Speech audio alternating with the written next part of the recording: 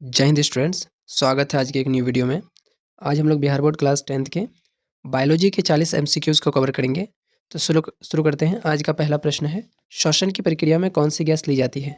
तो श्वसन की प्रक्रिया में ऐसे सभी गैस ली जाती है जो भी वायुमंडल में है, जैसे आर्गन, हाइड्रोजन, नाइट्रोजन, ऑक्सीजन, लेकिन हम लोग उपयोग सिर्फ ऑक्सीजन को ही करते हैं। अगला प्रश्न है, मानव हृदय में कितने कक्ष होते हैं? तो मानव हृदय जो है उसमें कुल 4 चैम्बर, 4 वेश्म, उसको वेश्म भी कहते हैं, इंग्लिश में चैम्बर भी कहते हैं और हिंदी में कक्ष भी कहते हैं। याद रखिएगा, दायां अलिंद, बायां अलिंद, दायां निलय और बायां निलय। अगला प्रश्न है आज का, पौधों में भोजन बनाने की प्रक्रिया कहलाती है? तो पौधे प्रकाश संश्लेषण विधि द्वारा अपने लिए भोजन तैयार करते हैं। अगला प्रश्न है, पाचन की शुरुआत कहाँ होती है? तो हमारे शरीर में आहार नाल के 7 भाग होते हैं। पहला भाग है मुँह गुहा, जिसमें भोजन की पाचन की शुरुआत हो जाती है। इसमें दांत के माध्यम से हम लोग भोजन को छोटे छोटे टुकड़ों में बांट देते हैं और कुछ एंजाइम भी निकलते हैं, जिसके कारण भोजन का पाचन मुँह गुहा से ही, यानी कि मुँह से ही शुरू हो जाती है। अगला प्रश्न है, रक्त का लाल रंग किसके कारण होता है? तो देखिए, रक्त में एक पिगमेंट होता है, एक वर्णक कहिए, जो रंगक कहिए, जो रंग देता है, उसका नाम है हीमोग्लोबिन, जो रक्त के लाल रंग का कारण है।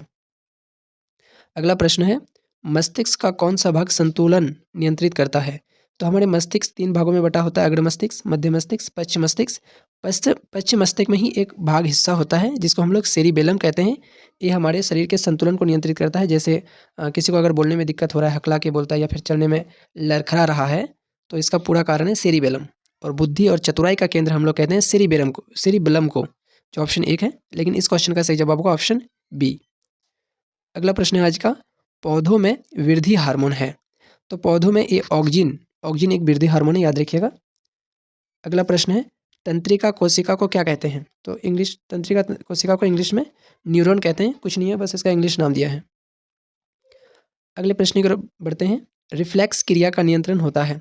तो रिफ्लेक्स क्रिया को नियंत्रित मेरुरज्जु कहते हैं। मेरुरज्जु दिमाग की तरह कार्य करता है, इसको आप दूसरा दिमाग भी कह लीजिए, तो कोई दिक्कत नहीं होगा। जब हम लोग अचानक गिर जाते हैं या फिर कोई ऐसी बॉडी को एक्शन लेना होता है, तो ऐसे टाइम में दिमाग अपने इतना संतुलन में नहीं रह पाता है, वो कुछ खो देता है, तो उस समय मेरुरज्जु कार्य करता है दिमाग का। पूरी तरह से नहीं, लेकिन थोड़ा बहुत। अगला प्रश्न है, इंसुलिन हार्मोन स्रावित होता है? तो इंसुलिन हार्मोन अग्नाशय से स्रावित होता है। अगला प्रश्न है, मानव में निषेचन होता है? तो मानव में, महिलाओं में अंडवाहिनी में ना, फैलोपियन ट्यूब कहते हैं इसे, इसमें ही निषेचन होता है, यानी नर युग्मक और मादा युग्मक का संलग्न होता है, दोनों मिलते हैं, परागकण बनते हैं। तो परागकण विकसित होकर बड़े होकर पुंकेसर बन जाते हैं। आगे बढ़ते हैं, अलैंगिक प्रजनन का उदाहरण है? तो अलैंगिक प्रजनन का उदाहरण हो जाएगा विभाजन। अगला प्रश्न है, भ्रूण का विकास होता है? तो भ्रूण का विकास होता है गर्भाशय में। अगला प्रश्न है, बीजांड से बनता है? तो बीजांड से बीज बनता है, बीज। अगला प्रश्न है, अनुवांशिक इकाई कहलाती है? तो माता पिता का गुण बच्चों में जो ट्रांसफ़र होता है, जो जाता है, वो जीन के कारण होता है। जीन ही उसका वाहक है, जो माता पिता यानी कि पैतृक गुण को बच्चों तक या अगली पीढ़ी तक ले जाते हैं। अगला प्रश्न है, गुणसूत्र पाए जाते हैं? यानी कि हमारे शरीर में क्रोमोसोम गुणसूत्र कहाँ पाए जाते हैं? तो कोशिका के केंद्रक में गुणसूत्र पाए जाते हैं। मानव में कितने गुणसूत्रों की संख्या होती है, यानी कि मानव में कितने क्रोमोसोम होते हैं? तो कुल 46 क्रोमोसोम होते हैं। और अगर जोड़ा में पूछा जाए तो 23 जोड़े क्रोमोसोम हमारे शरीर में होते हैं, गुणसूत्र होते हैं। अगला प्रश्न है, समान लक्षणों वाले जीव का समूह कहलाता है? तो एक ही लक्षण वाले जीव अगर हैं तो उसको हम लोग प्रजाति कहते हैं, स्पेसीज कहते हैं इंग्लिश में। 20वां प्रश्न है, डार्विन का सिद्धांत आधारित है? तो डार्विन का सिद्धांत आधारित है प्राकृतिक चयन पर, जो विकास के लिए सिद्धांत दिए थे डार्विन जी। आगे बढ़ते हैं, खाद्य श्रृंखला की शुरुआत होती है? तो खाद्य श्रृंखला की शुरुआत होती है उत्पादक से। जो हरे पेड़ पौधे होते हैं, जो घास आदि होते हैं, उसे हम लोग उत्पादक कहते हैं।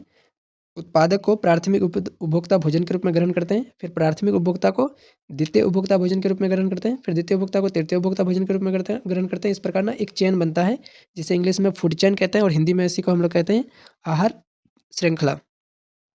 अगले प्रश्न की ओर बढ़ते हैं, जैव अपघटक पदार्थ है? तो ऐसा कौन पदार्थ है जो आसानी से प्रकृति में डिजॉल्व हो जाता है, अपघटित हो जाता है? तो वह है कागज। बाकी चीज़ों को अपघटित होने में काफ़ी अधिक समय लगता है। अगला प्रश्न है ऊर्जा का मुख्य स्रोत है। तो ऊर्जा का मुख्य स्रोत है सन, सूर्य। जल प्रदूषण का कारण है, तो जल प्रदूषण का जो सबसे मुख्य कारण है वो है औद्योगिक कचरे, औद्योगिक अपशिष्ट। जो उद्योगों से, फैक्ट्रियों से निकलने वाले जो अपशिष्ट है, उसके केमिकल आदि, वो जब नदी में मिलते हैं तो जल प्रदूषित हो जाती है। पाड़ी तंत्र का उदाहरण है।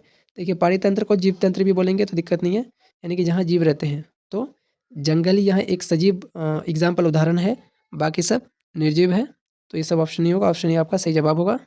अगले प्रश्न की ओर बढ़ते हैं। अपघटक होते हैं, तो जो छोटे छोटे सूक्ष्म जीव होते हैं जिसको हम लोग बैक्टीरिया कहते हैं, बैक्टीरिया को हिंदी में जीवाणु कहते हैं, और कवक यानी कि फंगी, ये सब को ही अपघटक कहते हैं। अगले प्रश्न की ओर बढ़ते हैं। ओजोन परत पाई जाती है, तो वायुमंडल में 5 परतें होती हैं। जो दूसरे परत का नाम है समताप मंडल, उसी में ओजोन परत पाई जाती है, जिसको O3 भी कहते हैं। O3 याद रखिएगा।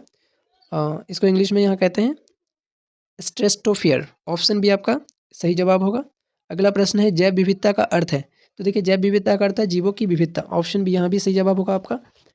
जीवों के रहने के तरीके, आवास आदि में बहुत विविधता होती है, इसी को ही जैव विविधता कहा जाता है। तीसरा प्रश्न है निम्न में से शाकाहारी है, यानी कि कौन शाकाहारी जीव है। तो यहाँ शेर मांसाहारी है, बाघ भी मांसाहारी और सर्प भी मांसाहारी है, गाय एक शाकाहारी जीव है। श्वेत रक्त कण यानी कि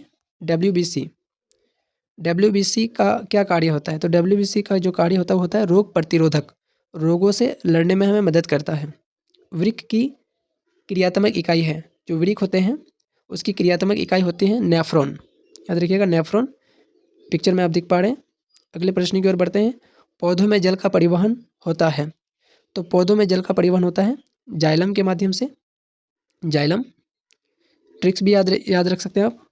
जल में जोलोजा होता है जल, और जाइलम में भी जो आकार छोटी इलोमा होता है, तो जौ और जौ, तो ये आप एक ट्रिक बना सकते हैं।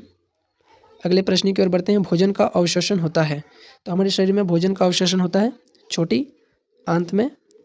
अगला प्रश्न है वाष्पोत्सर्जन होता है, तो वाष्पोत्सर्जन पत्तियों द्वारा होता है। पत्तियों में क्या रंध्र होते हैं जिसके माध्यम से जल वाष्प के रूप में निकल जाते हैं, इसी को ही वाष्पोत्सर्जन कहते हैं। रक्त का तरल भाग कहलाता है, तो रक्त का तरल भाग कहलाता है प्लाज्मा। हमारे रक्त में कितने प्रतिशत प्लाज्मा पाए जाते हैं, आप इसे कमेंट में बताएंगे। आगे बढ़ते हैं। मानव आँख में पुतली का क्या कार्य होता है। आप यहाँ आँख दिख पा रहे हैं, जो बीच में काले रंग का होता है, सभी की आँखों में वो काले रंग के ही होते हैं, वो प्रकाश को नियंत्रित करता है। अगला प्रश्न है बीज अंकुरण के लिए आवश्यक है, तो बीज अंकुरण के लिए जो सबसे अधिक आवश्यक है वह है जल। ऑप्शन बी सही जवाब होगा। अगला प्रश्न है CO2 यानी कि कार्बन डाइऑक्साइड गैस का उपयोग होता है। तो पेड़ पौधे जो भोजन बनाते हैं उसमें 4 चीज़ों की आवश्यकता होती है उन्हें। पहला सूर्य प्रकाश, फिर कार्बन डाइऑक्साइड, फिर जल, खनिज लवण और क्लोरोफिल। तो CO2 को यानी कि कार्बन डाइऑक्साइड गैस को पौधे ही प्रकाश संश्लेषण प्रक्रिया में उपयोग करते हैं।